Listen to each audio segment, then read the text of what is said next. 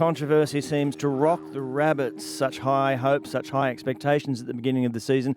Even midway through it when they were sitting on top of the ladder. Now they're in a struggle to make the 8. All sorts of internal pressures that seem to be going on. Dave Riccio, you've been up on this from early in the week, kind of Tuesday this story broke. Just tell us where we're at. Yeah, look, obviously we know that Sam Burgess has departed the South Sydney Rabbitohs. He was part of the assistant coaching staff of Jason Demetrio. And this is basically, I would describe it as probably the most tumultuous week of the South Sydney Rabbitohs season, what has been this past week.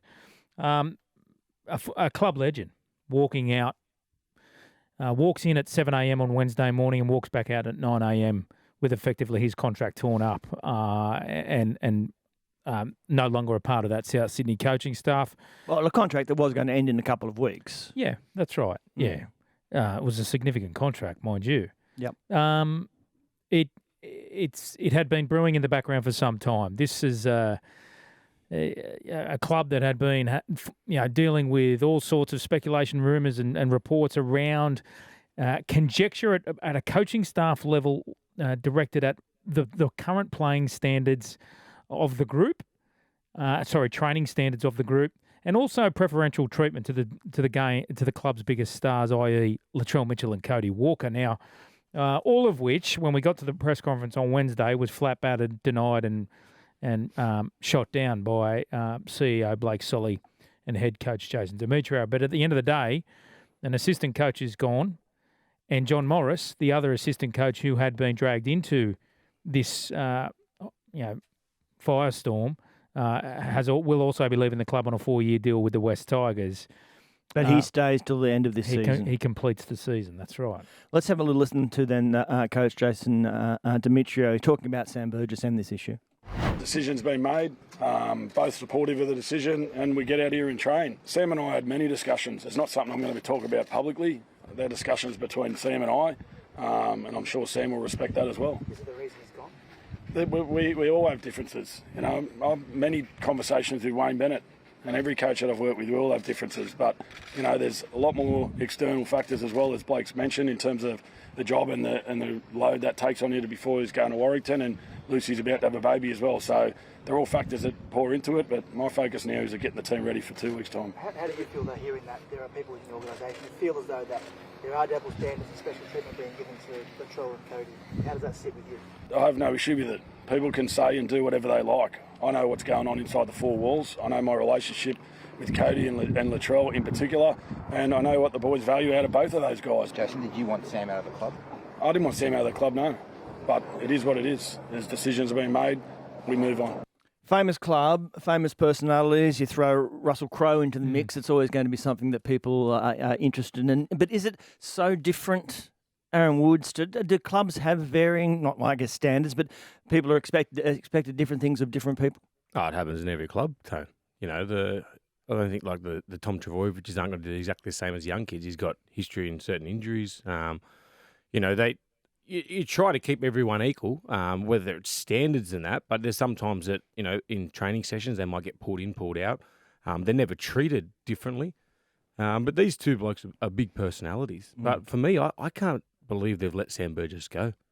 He's a massive factor for that change room. You speak to a lot of players that have played with Sammy at that club and how good of a leader he is. And as a coach, if he's speaking to you, he's one of those coaches, he walks into a room, it's sort of like he's earned that respect and that trust. He's got that presence.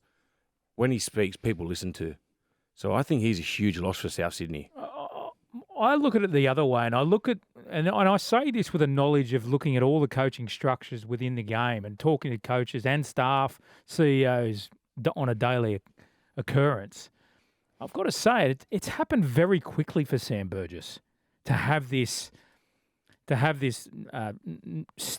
so-called respect of the dressing room that you talk of, Woodsy, when, let's be honest, he'd coached the Orara Valley Axemen. And my other point would be that They got to a grand final, though. Yeah, sure. The other point would be is I don't know if Jason Demetrio was the driver of putting Sam Burgess on, rather than it'd be Russell Crowe. No, no way he would have put him on. He would have been threatened by him from the get-go. So ultimately, the head coach at every footy club, your club listeners out there, your head coach right now has the ultimate say on who's on your staff. Now, if a staff member is placed on you, it's either going to be sink or swim stuff.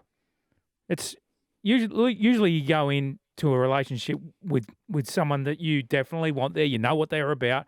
You know exactly what they're going to bring to this group. I would argue that Demetrio really didn't know the intricate details of what Sam Burgess was going to bring, other than to what we know, respecting the dressing room, a presence. That's a big thing, but Dave. Yep. You also, guys, need to consider Sam's personality. He's an uncompromising individual. And all of a sudden, if you've got an uncompromising individual in an organisation that is trying to deal with different personalities, and you got, one of your coaching staff that refuses to walk past a situation without, talking about it, bringing it up, then and Sam's not willing to change that, because we just spoke about him being uncompromised. So he's not going to compromise on different things early on, especially in his coaching career.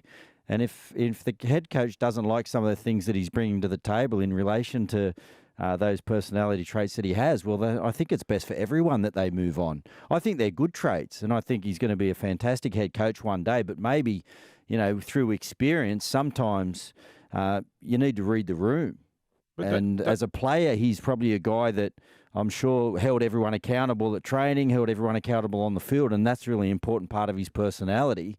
But as a coach, that also needs to be taken into consideration with the other coaching staff and the ideas that they have and the things that they want to make sure that they get across to the team. So seems like they just can't work together at this early stage in Sam's coaching career. And Jason's obviously got a plan there. He believes everything's in order. And they need to go their separate ways. I kind of don't have a problem with it, The big point is that Jason Demetrio is on a new 3-year deal at the club. So ultimately, he's going to have the biggest say in the room on who his staff is going forward.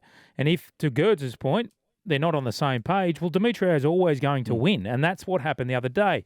What I didn't like was how it unfolded. Sam Burgess walked into the South Sydney Centre of Excellence at 7 a.m. on Wednesday and walked back out at 9 a.m. to a sea of cameras, embarrassed to talk to the press, and only said that, apologies, a statement will be coming out soon. I don't think that's how you treat a club legend, despite your differences. And who releases that, Dave?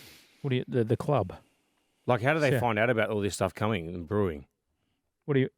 You're talking about the leaks, potentially. Yeah. Well, that was a factor that South Sydney also shot down. That Sammy Burgess and Johnny Morris were wide-handing Demetrio. That's been shot down. And that would be unfair to suggest, given that John Morris is also he's retained his position and keeps working. So basically what you're saying is the next assistant coaches that come in, they just want yes men to just do whatever Demetrio tells them. They don't want no one challenging Woodsy, him. I don't think there's any suggestion that Demetrio isn't happy with being challenged. I think there's a difference between being challenged and not being on the same page. And that's what I believe this is. I think they're just not on the same page. But with this stuff with Latrell and Code, like Sam just saying, let's just call them out. We can't treat them differently. These things fester up for a while, and they don't just build with just Sam. They build with other players, and they say, these blokes are getting away with a lot more than what other blokes are getting. Yep. It becomes a cancer, and it just grows and gets bigger. Yep. So isn't that a good thing that Sam wants to call it out, but then Demetrio wants to sweep it under the carpet, and then when we get to a period how do you know he wants now, to sweep it under the carpet? Wasn't that what you were just saying? No, I didn't say that. You don't know that. The other thing too is Wayne Bennett was obviously the former coach of South Sydney. Yeah, but Demetrio's not Wayne Bennett. That's exactly right, and that's probably the learning curve for Jason Demetrio. Yeah, a 50-game coach. He's not a 300 and 400 game coach like Wayne Bennett. Is it who has the ability to keep a long rein on certain players? As an assistant coach, I would imagine you'd take your potential problems or issues to the head coach, and you deliver that, and then you leave it with him, because at the end of the day, I mean, it's his heads that's on the block, right? I mean, he lives and dies by the results. So you all do to a degree, but you can only take a situation situation to a guy a certain amount of times. And if nothing's done with it and you feel like, well, it's going against your core values as a coach or as a person or whatever, well, then maybe Sam felt like he had to go, and maybe Jason feels like he's got the situation in hand and wants to handle it a different way. And if you're going to continue sort of go through those same issues and you continually headbutt over principles that you feel like, you're different in the way that you want to coach, well, then I think the best thing is to just go your own separate way. And now the responsibility is on Jason to get the team where they need to and get the results, because Sam is a club legend and it's brought extra attention to the organisation that they didn't need while they're trying to scratch their way into the final. Is there a chance, given the sexiness of this story, that there is a little added mustard occasionally? For example, the whole Cameron Murray, Latrell Mitchell video session, okay, which Andrew Webster put in his column weeks, not so long ago, but something that happened weeks and weeks ago that he had. Then he put it as a little sidebar in his column. Then weeks later, it is picked up as an indicator of the problems. I've been in teams where it happens all the time. Like video sessions, you call people out and stuff. Yeah. I'll play with Benji and Robbie. It used to always, because they're both demand the ball so much. Yep. But it never festered out of the group. I was in Cairns last week when the Dragons played South Sydney, and it's different when you're at the game and you get to watch people just individual. And I was watching Latrell and those two tries that Benny Hunt put kicks in where Latrell wasn't chasing things. There's parts to his game that would definitely be frustrating his other teammates, because he's can be one of the best fullbacks in the competition, but there's certain boxes as a fullback that you need to tick. And there's boxes at the moment that he's not ticking defensively for that club. Like, getting to marker on your own try line, defending. If you're a fullback, you got to get on your bike as soon as that ball's played and go. He doesn't. He stands there like he's a middle forward. There's little things like that as part of his game that would undoubtedly frustrate other team members. Oh, and it needs to be dealt with. And they're probably some of the things that I would imagine Burgess might be bringing up, because it's pretty clear for anyone to see there's some effort areas at the moment in part of his game that he needs to address, or that needs to be addressed. Yeah, I agree with you guys. But if you look at the games where they've been absolutely on fire, he does exactly the same thing in those instances as well. There's games like where he's probably got man of the match, but he's still being lazy, because we do video on him, especially when you come up and play against him. There's games where he's gone out there and scored 3 tries, had great touches, but the presence at the back, you can always catch him out, whether he's on the short side of the ruck or teams tend to kick early because they know he's not getting to the spot right. He always does that, but because they're losing, they've lost back-to-back, they're under the pump, these things become under the scrutiny a lot more. Yep. Probably something that hasn't been touched on, and Woodsy, you might give some insight here, is that this is a footy side that's travelled around the countryside for the past 5 weeks together. And I've got no doubt that this is a contributing factor on why this has suddenly has come to the surface. When you're spending so much time together, hotel rooms, living in out of each other's pockets, and there is tension beneath the surface, I think it comes to the surface while ever you're spending so much time together. In a normal routine, the players get to go home, get a break from each other, go back to work the next day. That doesn't occur with this Leyland Brothers tour that the South Sydney Rabbitohs have been on for the past 5 weeks around the country, and I think it's a seriously contributing factor to why this has come to the surface. I think it's minor. I reckon it's minor. You look at this other side. Look at Melbourne. They do it every second week. Look at Broncos. They do it every second week. It's the fact that they're losing and they're getting called out on it. So they're looking for little things. If they want to get that something solved, because it is important now, they get the bye, but then they get the Rabbits, which will be a deciding factor whether they get into, the Roosters, whether they get into the 8. Where is a watch and see.